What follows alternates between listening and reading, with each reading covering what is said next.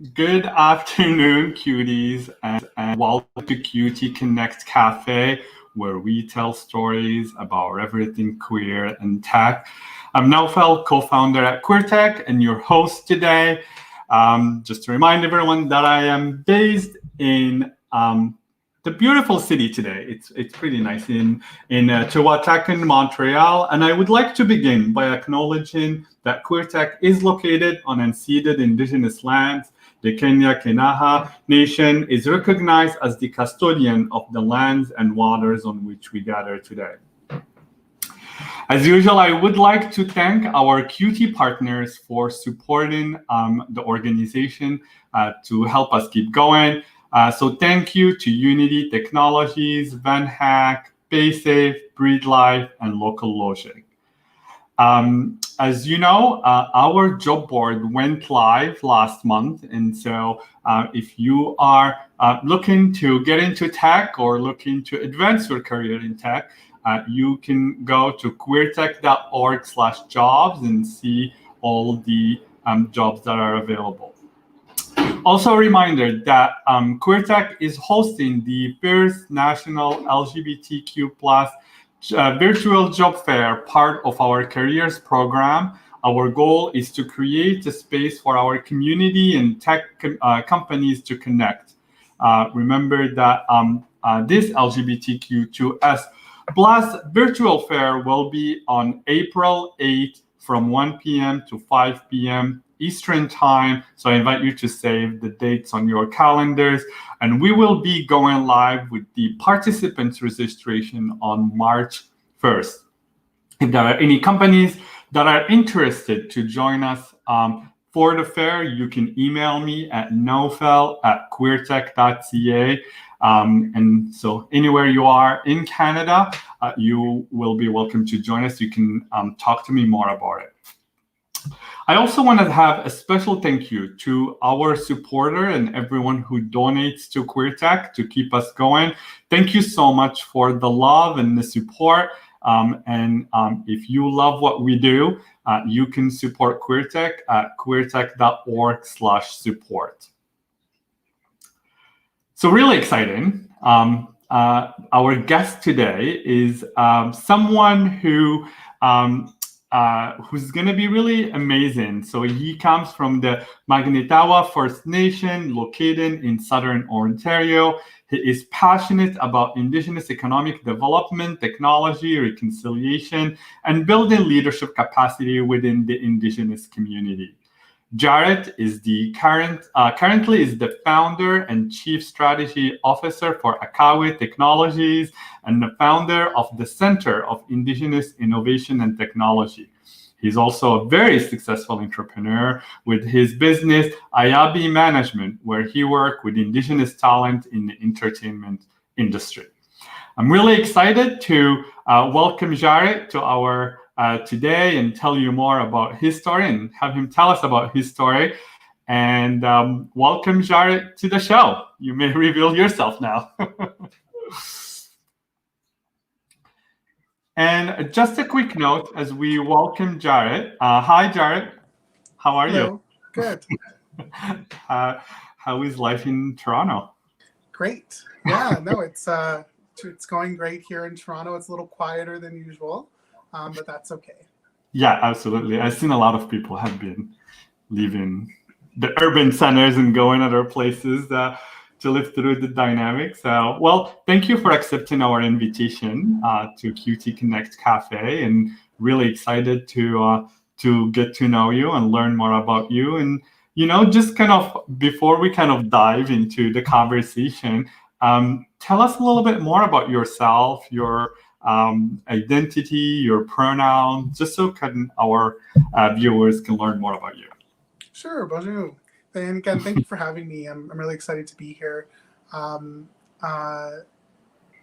am, as you had mentioned earlier, I am a member of Magnetawan First Nation, which is outside of the Muskoka region in Ontario here.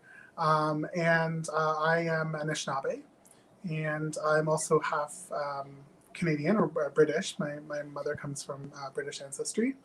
And I have lived in the Toronto and Kingston and Peterborough regions for most of my life. I did not grow up on my reserve or within my community.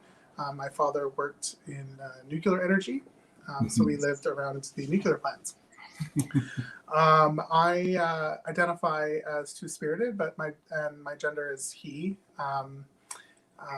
Two-spiritedness is a cultural understanding of what we would consider the LGBT2S community. And I always like to mention that it always has a perspective around including spirituality, culture, mixed with sexuality, which is really different from Western paradigms. So I have had the teachings for two-spiritedness from an elder and a knowledge keeper. And that's when I started identifying as two-spirited. And in the Indigenous community, we have 5 genders. So we have a little bit of a different spectrum, but that's where I fall within it in a Western context. Yeah, that's amazing. And so tell us more. So you mentioned that you were born in Southern Ontario. And so walk us a little bit through, where did you go to school, university, and kind of like that journey until you became an entrepreneur? Yeah, for sure. And so I actually grew up in a small town kind of called Tara, Ontario, but it's out by the Port Elgin. It's actually right by the Saugeen First Nation, which is located in the Bruce Peninsula. And so I was born in Aurelia, actually, but then spent most of my public school days on a farm. Actually, I grew up on a farm in the rural part of Ontario, and I grew up in a very Orthodox, I would say, Christian home. And I didn't know any different when I was a part of that religion. So I had a great upbringing. My parents are still together. I have a mother and father and a younger brother. And I spent the time on the farm. And I am not a farm person. I'm not a farm person either. We moved to Toronto when my father transferred for work, and I think that's when I really hit my stride when I moved. I actually grew up, went to high school in Oshawa, Ontario. And I was really involved in the arts in high school. I went to a school that had a special arts program.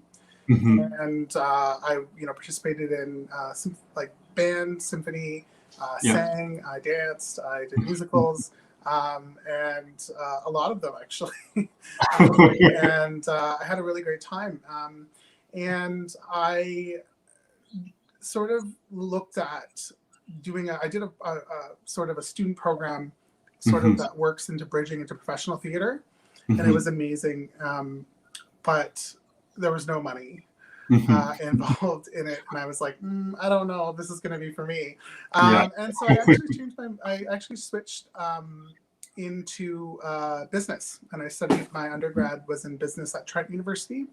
And at Trent, they have, their programs are all interlinked with Indigenous studies. So Trent University had in the 90s, I think, or 80s, it had an Indigenous studies department, which is one of the first in the country, and then also had a PhD program in Indigenous studies. And so our programming was linked a lot in each of our programs.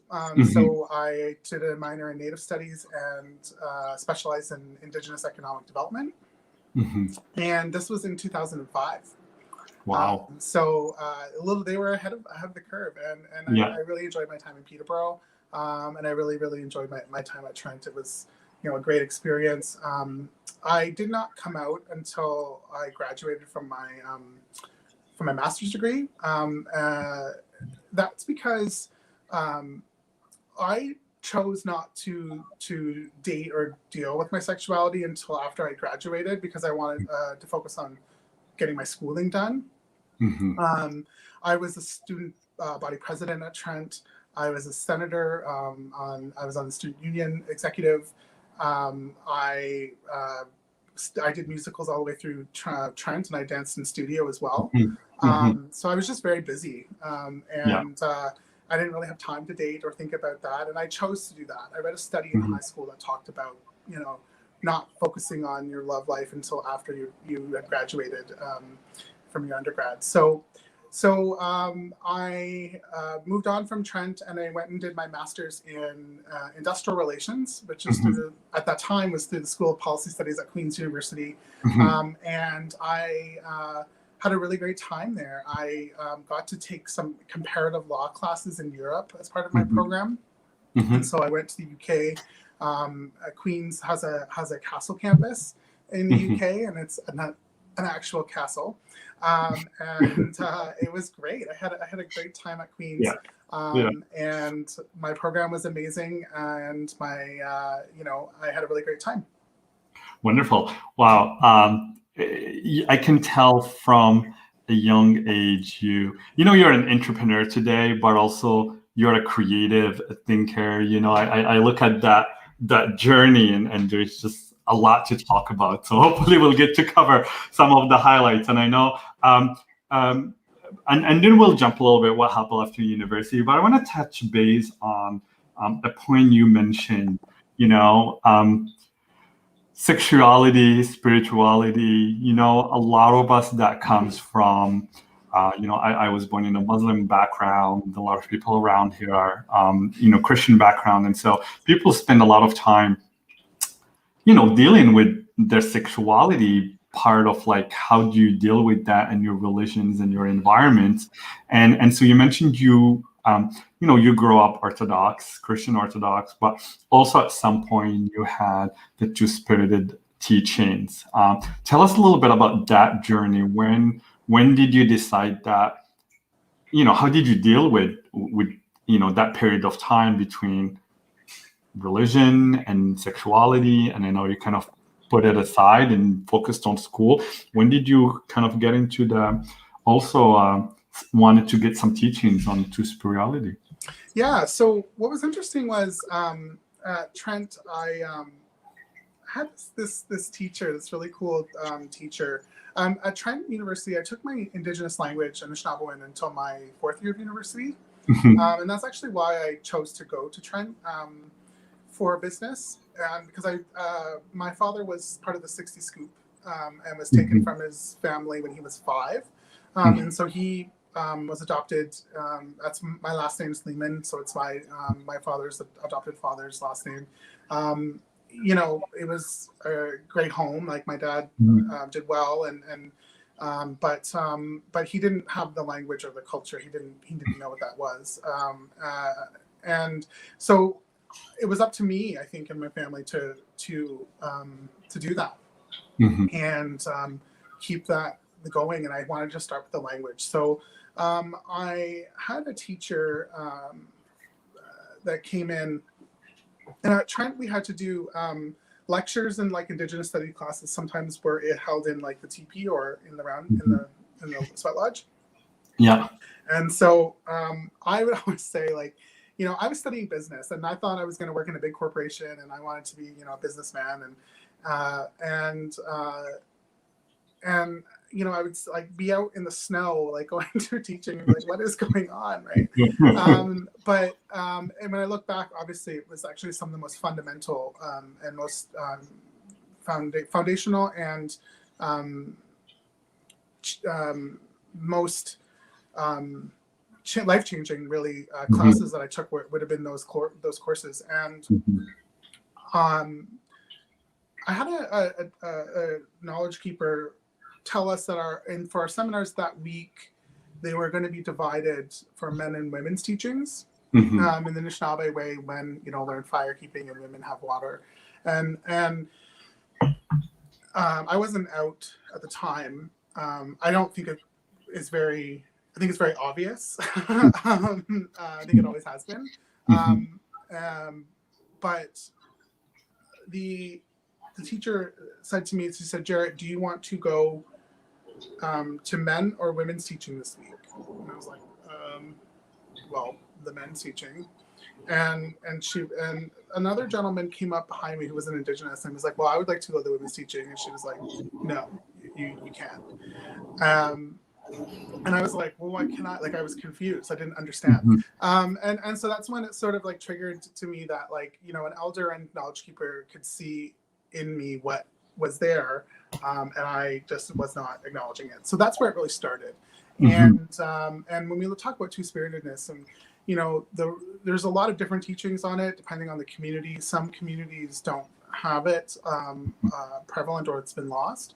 But I think for me, it was around, you know, two-spirited people are in the community, in the Anishinaabe way, from my understanding, are the people that are the mediators, that bridge the conflict between the genders. And for example, like a two-spirited person in my community could, you know, have a women's teachings and men's teachings that actually makes them more valuable to the community because they have more knowledge. And so, for example, they would have an understanding of like a birthing ceremony where, if, you know, they were with women in the bush and there wasn't anyone else, like they could do that. And so it was interesting because I didn't really understand that until later, about what I studied even in my graduate work, which is industrial relations, which is mediation, unionization, collective bargaining, and all that. And so it's sort of like, when you think about it, you can't really get away from your role that you know, we say in the community, the creator has created for you. Even in the business world, I was still focused on sort of mediation and labor relations. So yeah, that's where it started, and then I just continued to sort of push through and learn more. Amazing.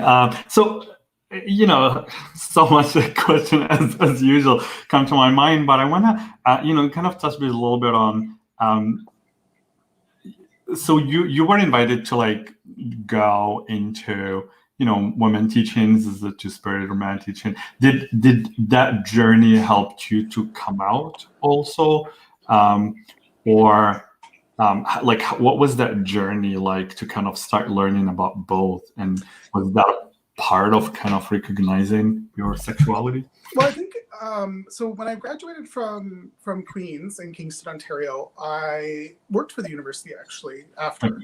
So I started working for the university before I graduated, and I was the recruitment officer for the university, Indigenous recruitment officer, and I sort of oversaw like all of it, like business, nursing, medicine, law, engineering, and they've really taken huge steps forward. That institution, they have, you know, they've expanded that quite significantly. And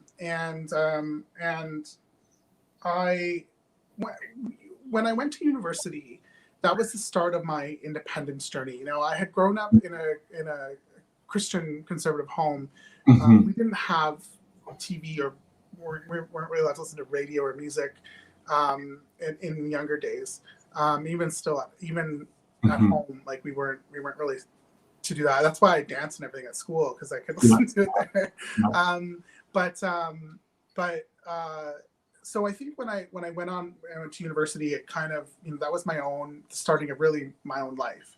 And then when I was in Kingston, I wanted to move to Toronto, and I took a job at York University actually, and it got me into the city, and that is when it really started. And coming into the urban setting, you know, right downtown Toronto. I've lived downtown for, I think, over 12 years now, and it really opened my eyes to a huge, broader Indigenous community in the city, and that was really where it started, where I started to do that. And I actually started dating a gentleman before I'd come out, and he was in a different country, like just in the United States. So I saw him quite a bit actually, but it was separate because the Toronto life, like I was always traveling, and I was always traveling for work anyways. So so it kind of like, when I decided to like come out, it wasn't like, it was kind of later. I was like 22 or 21 or 22. And that was like the turning point, in where it kind of like didn't really matter. Like, you know, in 2011 or 12, right? It was kind of like things were changing quite significantly then. But I really pushed for my full identity, because I was actually struggling quite a bit at that time with anxiety and depression, and also eating. I was very, very skinny. I wasn't eating. So I actually had to do something about it. And that was sort of what I do. And that anxiety and depression is still here today. I'm still medicated for that. And I think that is because of, how I lived my life for so long, and the impacts that had in my early 20s and through university. And so that's kind of like a, when I talked about being younger and being like, I'm not going to deal with it, I think the consequence of that is, ongoing mental health issues. Yeah, absolutely. And I mean, like we were talking a little bit before the show, like the coming out process for anyone LGBTQ, I mean, it's a process, right? And it takes us a while to figure it out for ourselves and then understand it, and then dealing with the environment we're in, and then we come out and then we have to reconcile ourselves again. So I find, and that process has a lot of impact, different impacts on people, right? And I think at QueerTech, we talk a lot about mental health within the community, because I think, people who are part of this community, we understand that process. And I think providing that support for people is really important. I want to talk about, this is fascinating, and I know we can go on and on about the coming out process, but also we want to talk a lot about like your entrepreneurship journey. So you were in academia and kind of like, you worked a little bit at the university. When did you realize you wanted to have your own business, and why? Yeah, well, I never saw myself as an entrepreneur. And then it's interesting because a lot of my friends are like, well, yeah, like you were always destined to be an entrepreneur. And I was like, I honestly thought I was going to work in a big company. That's what I studied. Like I went to business. My undergrad was in, business and human resources and economic development. And like, but I'm also like fairly independent.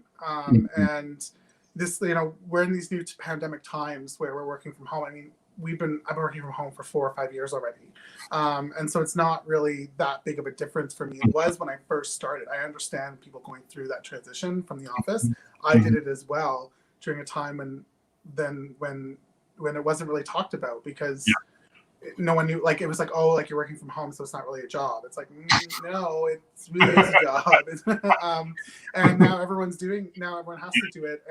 And they realize why, like, I kind of really like the working from home piece. And I think my entrepreneurship journey started with my friend.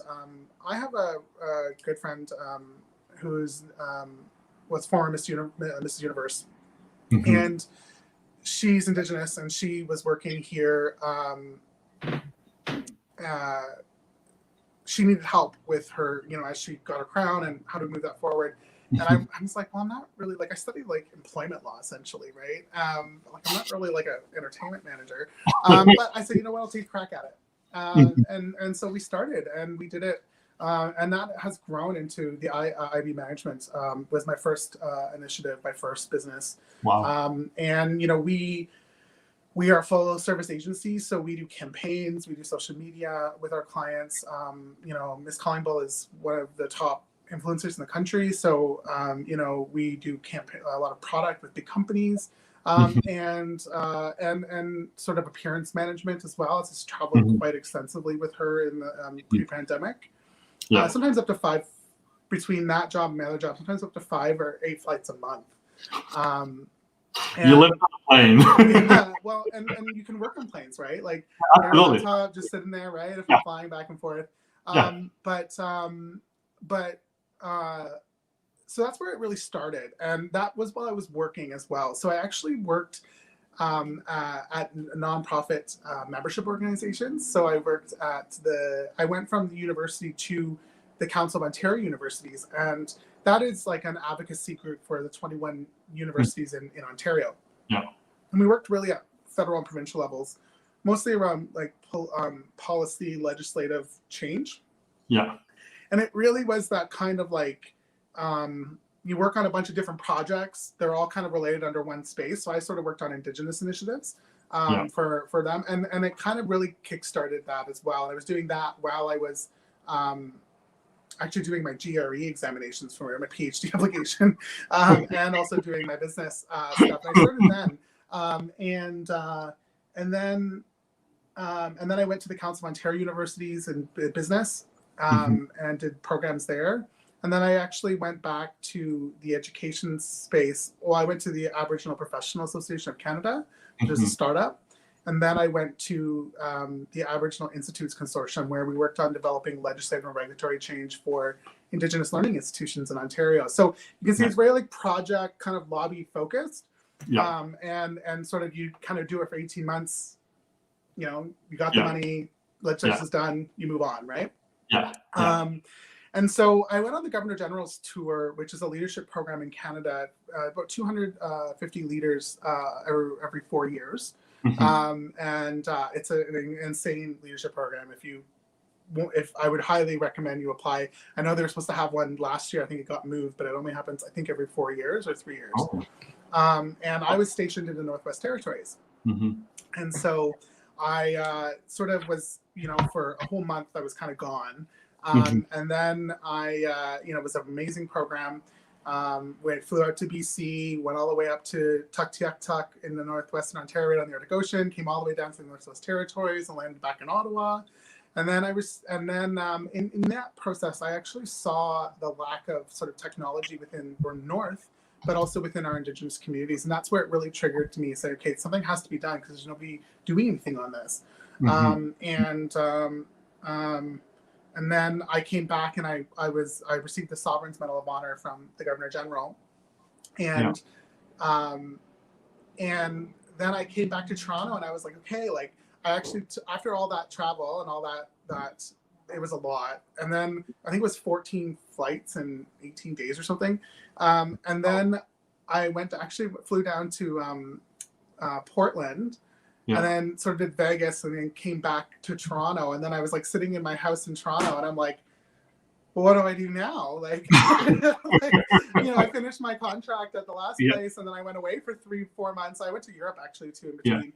And I was like, well, now what do I do? And I literally got an email the next day from my now business partner and co-founder of Akawe and CIT, a Métis gentleman named Paul. And that's where it really started, actually. It started about 4 years ago, almost 5 years ago now, I think. And it was just like that perfect timing. Like he's like, okay, like I just was ready. And then I dove in full-fledged. Trent Technologies really helped incubate us as a medium-sized Canadian tech company. And they are still engaged with us, and we're still sort of business partners on a lot of things, most things. And that's really how it started. I would say serendipitously, so just kind of like, I, you know, had met Paul twice before through the Aboriginal Professional Association, but I didn't really ever think that I was going to be in tech, you know? And so that's really how it started in tech. And this is a great segue because that's one of the things when I learned about you, I was looking at Akawe and it was fascinating, right? Looking at also, I haven't come across any company that focus on like Indigenous solutions. And so tell us a little bit more. I'm like, what type of solutions do you build? Maybe you can give us an overview. What is that technology landscape from an Indigenous perspective?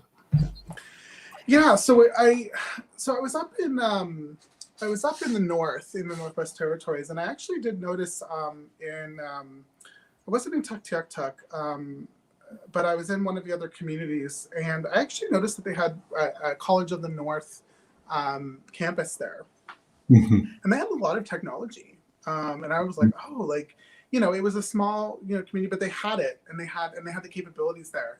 And I was like, more of our communities need this. You know, there's some communities that have it, some that don't, and I didn't really understand what the landscape was. But one of the things that, you know, studying policy and you know, emphasis on law. One of the things that I really noticed was there's a different paradigm in regards to Indigenous people and technology, and especially around, and it comes from the understanding of sovereignty.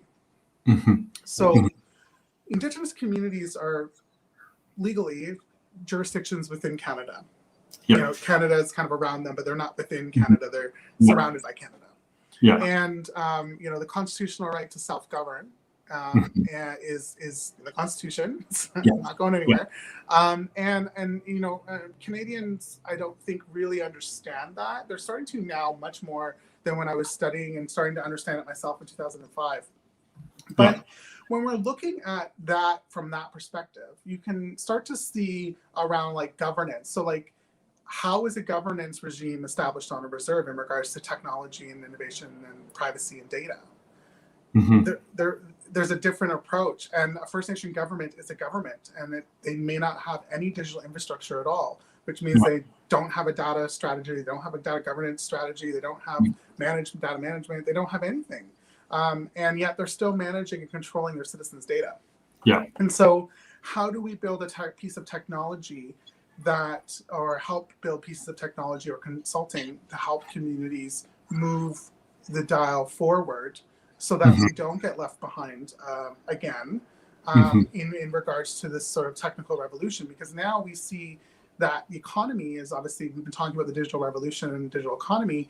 How are communities going to participate in the digital economy if we don't really have access to internet, and then we don't have any governance, we don't have any infrastructure within the community, and then there's tools, right? So that's kind of where I really started, and then what we really offer is sort of a breadth of solutions for that. And we do have an operating, it's called AOS, which is more around, it's a blockchain enabled sovereign identity system. And so really around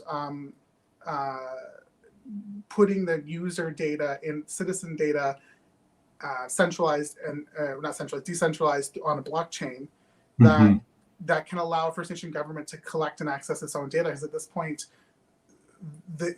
some of them don't have their own data, or they don't manage it, or the federal government does. And so it's sort of, what tool do we have? And we kind of had to start with, when the blockchain really started, really got into it a couple of years ago.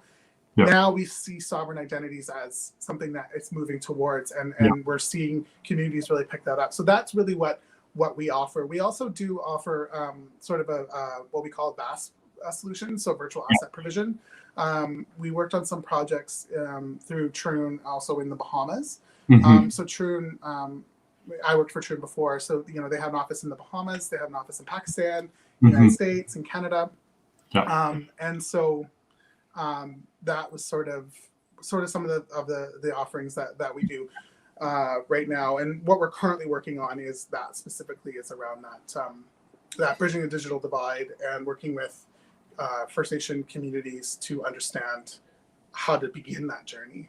No, absolutely. And I think the whole world is moving towards that a digital world, right? And I think depend on the countries where we're at, you can see governments are grasping with that. But I can, thinking in Canada, you would imagine that everyone had that opportunity, but there is still that divide, right, between what the federal government's doing and a lot of these communities that sometimes are disconnected, right, from a lot of the realities that we live in. And so it's amazing that Akawe Technologies exists and supporting, right, the communities, connecting these communities, and helping them build that digital transformation.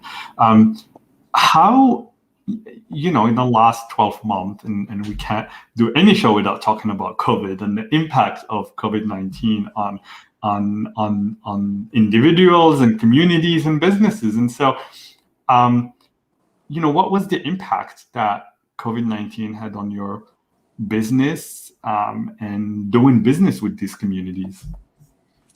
Well, we were very fortunate. I think for us, I mentioned earlier, we were already working distributed and like from home, and so when the change came, like closing the offices or stay-at-home orders, it's kind of like, well, we kind of already do that. We just kind of have an office over here on King Street, but we just kind of like closed it down, like kind of got our, no one was going in, we don't really need it. And then obviously there was a need for technical innovation. And so for us on the Akawe side, it was good. And it really brought to light some of the things that I've been talking about that kind of just were never something that was to be dealt with, I think. And now it was being forced to, you know, clients and communities are being forced to now understand that. And so that was really beneficial. And then the same across all of my businesses with the, you know, Ayaabe Management is really one of the only, I think at scale, the only kind of talent agency and PR agency that Indigenous that exists in the country. There's a couple other ones, but they don't maybe have the roster, or like my clients do, like, you know, Fashion Week and like, you know, like they're, you know, the scale of where we go and what we do are quite large. And so obviously digital advertising is moving digital. So and Black Lives Matter, and the second, you know, wave of that was really, you know, they are very always talk about including Indigenous people in that, Indigenous and Black Lives Matter. So, you know, my clients in regards to product management, product promotions, and their work they're doing, like we have, like I think we did like one of my clients did maybe 12 engagements last year in total, and we've already done like 14 in like 2 months this year. Like it's gone through the roof, and so and so that's great as well. And then on the nonprofit side, the CIIT, which we haven't talked about yet, but it, you know, things have just been moving steadily along in there. So for me, it has been great. I understand that it's been devastating for a lot of people. I think that, you know, you're just in the tech industry, it's kind of, you know, absolutely. We were in a good industry, I guess. We were lucked out. Yeah, absolutely. I mean, it's amazing, and we will touch base about, you know, the Center for Indigenous Innovation and Technology in a moment, because I also want to talk about that. For, you know, you're managing so many businesses. You're also not a tech person, but you're running a tech company. And, you know, I remember our conversation back in January. You know, you're like, you know, I'm not a tech person, but is your co-founder tech? Like how, you know, because a lot of LGBTQ people, LGBTQ2S plus people that I talk to are like, I am not in tech, and therefore I have nothing to do with it, right? Like people are, you know, they don't see themselves launching a tech business because they don't have a tech background. And you don't have a tech background. How, like, talk to us about, so your co-founder is tech. Did you have any hesitation launching a tech business in the beginning? You know, like, yeah.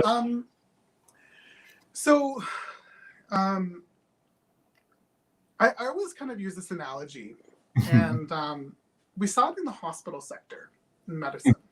Do you remember when the hospitals used to always be run by medical doctors? Yeah.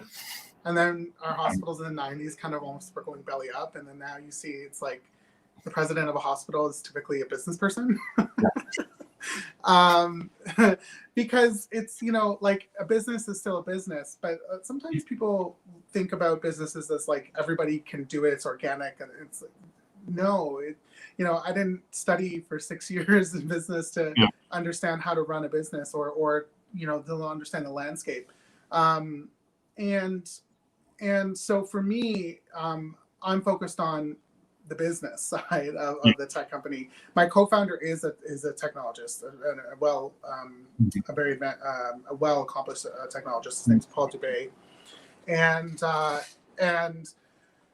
and so for me, it was a lot of like, you know, Paul was the one is Indigenous himself and just didn't know how to, you know, wanted to include Indigenous people in tech, but just didn't know how. And so when we started it, I started out sort of doing I started out with Troon doing philanthropy, actually. And in Pakistan, we've had an office there for, I think it's like 7 or 8 years. And it's a Canadian company. It's not an outsourcing shop. It's like you know, we have a goal there to train women in our workforce there, and we are meeting those goals. Which people don't realize that, you know, in Pakistan, if you hire some woman and she's not married, then you have to like pay for a guardian, right? And so, you know, we do that. And so I sort of started out in tech on focusing on sort of what they're doing in Pakistan, and then what can we do in North America? And that is where CIIT came out. And so I do a lot of project management, and in the, essentially with Akawe, we do blockchain solutions, and blockchain is not, it's difficult sometimes to understand, but really blockchain is all based really on governance.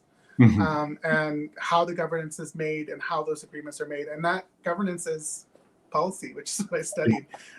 So when you think about, implementing blockchain solutions, a heavy part of it is around what's the governance frameworks look like and how do you agree upon those governance frameworks. And, from my work in, the universities and in the oil and gas sectors, like through CCAB, it was about engagement of Indigenous communities. How do you agree upon, impact benefit agreements? How do you do all this stuff? And so it's not really that different. It's just in a different context. And so that's sort of where I focus on, is the business and then the sort of management consulting data governance side. And then our technology teams do the tech. And I'm not the president of Akawe Technologies. Our president is a woman named Leanne Belgard. She's an Indigenous woman from Pipitskis First Nation in Saskatoon, or Saskatchewan, actually, and she lives in Saskatoon. And so I'm also not the executive director of the Center for Indigenous Innovation. We have a gentleman named Rod Thomas who does that. And then I have some leads. I have some strong help in my talent agency from a woman named Alexandra. So I have a lot of support. And when you see my title, it's around Chief Strategy Officer. I sort of manage a strategy for multiple companies and sort of say, this is where we're going. We're doing capital raise here. We're doing, and sort of manage the flow there. But I wouldn't be able to do a fraction of what I do without those individuals that support me on a daily basis. That's fascinating. That makes you a powerful delegator. The ability to find amazing people that can run the companies, but you're there to support in the strategy. It reminds me Sir Richard Branson. I was listening to a podcast recently, and everyone was like, "How do you run so many businesses?" And he was like, "I don't. I have amazing people who run the businesses, and I'm there to support and bring strategy, but also when there's problems and thinking about you." And that's fascinating, right? Having the ability to delegate and also find the talent to run it is an amazing skill, and that's fascinating. So I always look at time, it's going by. We mentioned a couple of times Center for Indigenous Innovation and Technology. Can you tell us what is the what does it do? When did you start it? Why? So one of the things that we started was, so if I think about it, we're saying, okay, how do we start the ball rolling on Indigenous people and technology? And there wasn't a lot of conversations happening about 5 years ago in this space. And then, so I went through Troon and my role of philanthropy there. I went through a bunch of conferences around Indigenous innovation and, in Vancouver, across the country. And I kind of was like looking around and being like, am I the only Indigenous person in this room? Like, what's going on, right? And everyone was there talking about Indigenous innovation. So I thought, there needs to be something that sort of convenes in the space, or it's sort of a nonprofit. And this is actually where we started. And so what I do when you say strategy, like I think of the idea, I write it out fully, I incubate it, I talk to other people, I flesh it out. It took me about 2 years to get CIIT conceptualized and what it's going to be doing, what it is doing, actually. I keep saying what it's going to be, what it's doing. And it really is around increasing Indigenous representation in the technology and innovation sectors. And one of the things that we get quite a bit in the Akawe side when we're working with private clients, not all of our clients are First Nation at Akawe, but we do try to focus on Indigenous communities. They say, well, this is great. We want to do this. Like, we need that technology. It's like, but we don't have anybody, like, who's going to manage that? Like, nobody's trained to do that. And so I knew that was going to come up. So what I did was said, well, let's start with the training, because we know that they're going to need it. And it's going to be an equitable training focus. Yeah. I was seeing a lot of like tech programs that are like, we offer tech training for all diverse groups, but then the programming is not different. So then how is it for everyone? Like, that doesn't make sense. So just, you're only looking at, you know, where we have access policies, but then the content doesn't reflect any of the realities of the diverse populations that you're working with. Yeah. And so I don't really like that approach. That's almost like an equality approach versus an equity approach. Yeah. And so when I talked earlier about, like, you know, what was fundamental for me in my learning journey was going to teachings and doing understanding culture, you know, and diversity, bringing your whole self to work, right? That concept. And so our program at CIIT is really linked with tech skills, and also the cultural and leadership component as well. And so we partner with Indigenous learning institutions, and we have a host of different partners. I'm on the board of OCAD University. Okay. And so we also partner with OCAD University. They do some great work in tech and innovation there. And so really what we're doing is increasing the representation through programming. That's the one pillar. The second pillar is around a collaborative, innovative network. So how do we bring people together and talk about Indigenous innovation, which is brought together by Indigenous people? So it doesn't get back to sort of all these Indigenous innovation conferences with no Indigenous people there. And then the third one is research. And what I noticed is, like, in industry reports, you know, they talk about diversity almost always in tech. The Indigenous one is mentioned but left blank. So, like, we don't, you know, have any Indigenous people, or there's no Indigenous, and that's because there's no thought leadership being done on that. And so that's really what we do. And I wrote an article in the Municipal World on Bridging the Digital Divide, which is a journal, you know, and that was with our Director of Research, Tanya. And so those are the three pillars that we focus on, and really getting the ball rolling on that. And so we work right now with the CELAR network, so the Coalition of Leaders Against Racism, which is really incubated and funded through Mars Discovery District. And so we are working with that table with a bunch of companies, host of companies, to provide training, Indigenous sort of talent pool for those group of companies. And that's sort of what CIIT is doing. You know, we had a setback, obviously, with COVID programming and whatnot, but it's well on its way, and it's very, very critical, actually, in the ecosystem of tech and innovation in Canada. Absolutely. I mean, you know, even with QueerTech, when you know, kind of like it reminded me of the story of QueerTech, right? Going kind of like, we've seen a need.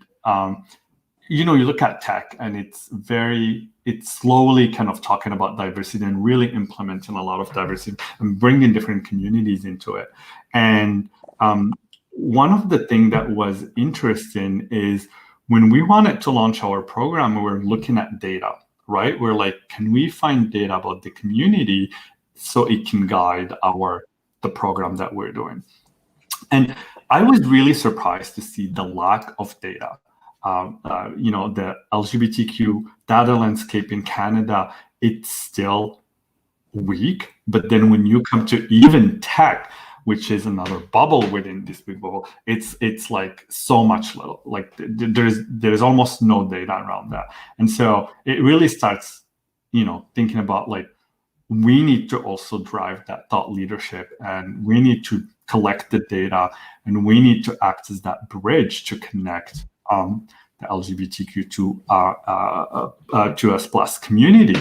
And so I love that you're doing that for the Indigenous community, right? I think, I mean, in tech, we don't see a lot of people that are, you know, coming from these communities. And my firm belief that technology is going to be the future, right, of this planet. And if our communities are not equipped to be part of it and having jobs and advancing jobs and having leadership positions in these companies, we're not going to learn to also launch tech companies, right? Like that, there's a process of going and learning and being part of this industry.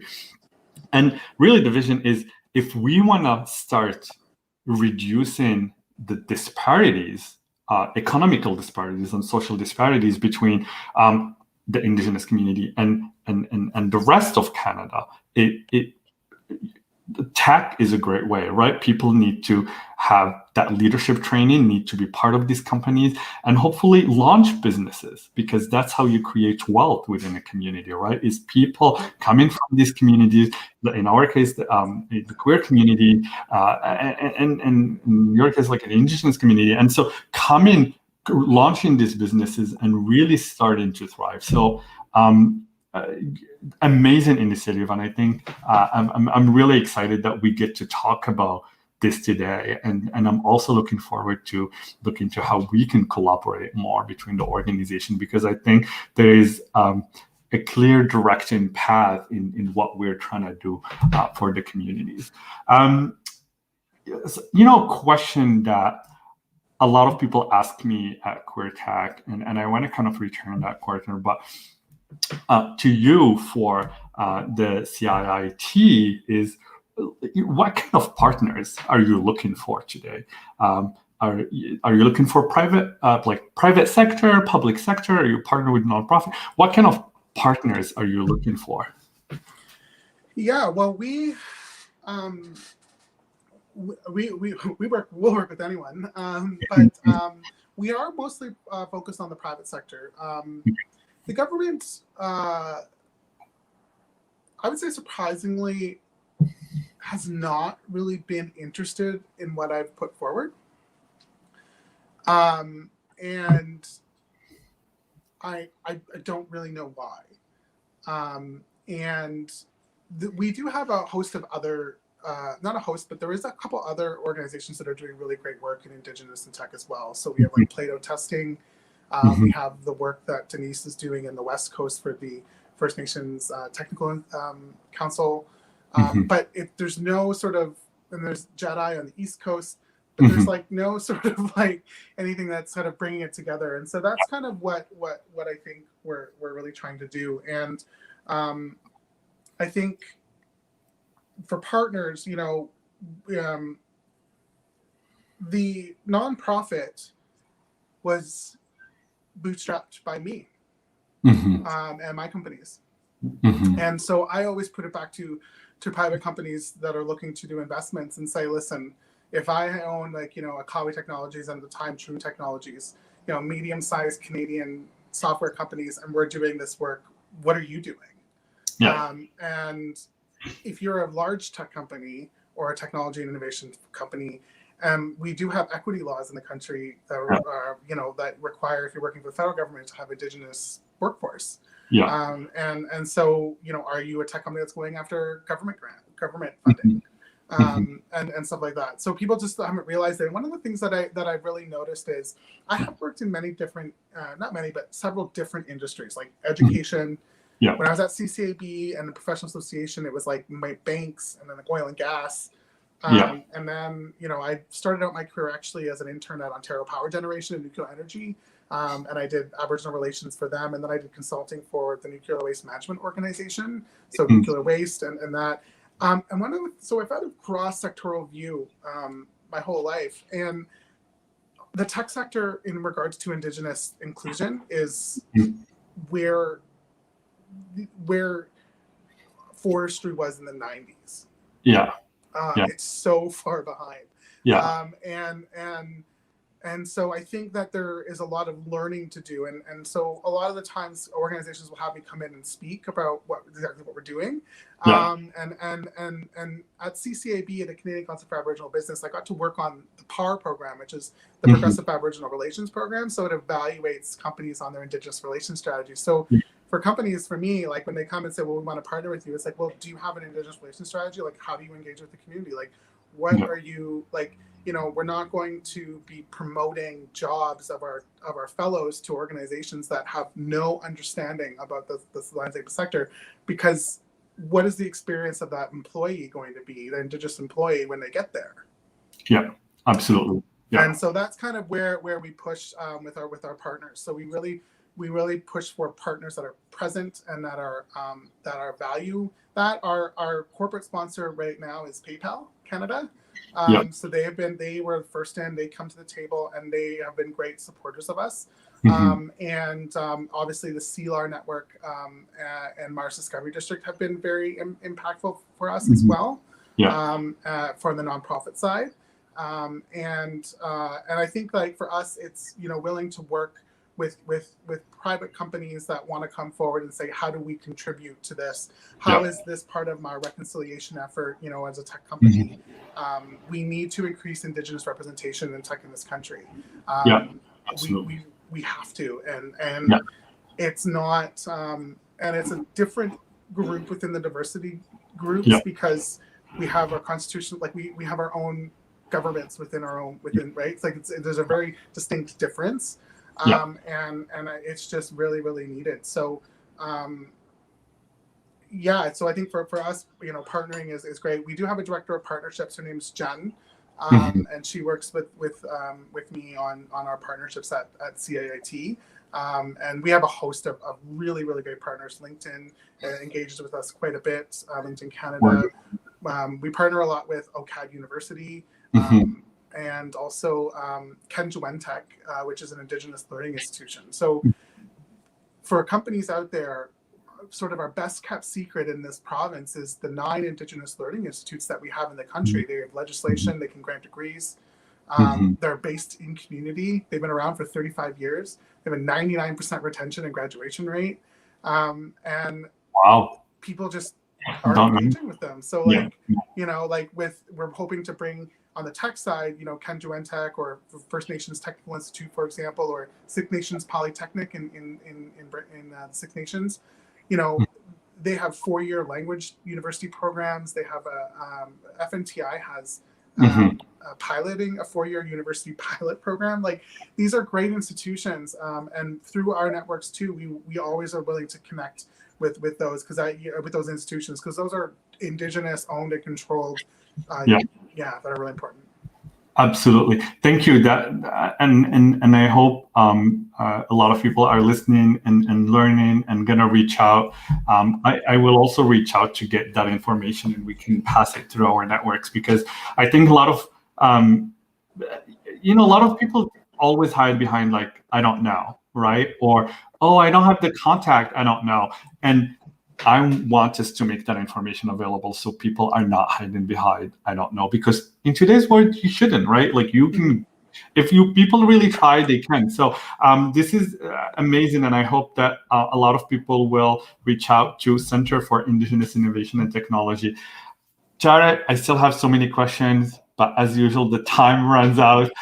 Thank you so much for sharing your story and sharing all this information about how to connect with your center, with the company, with these communities. It's really, really important. So thank you for joining us today. Thank you for having me. And again, please feel free to reach out.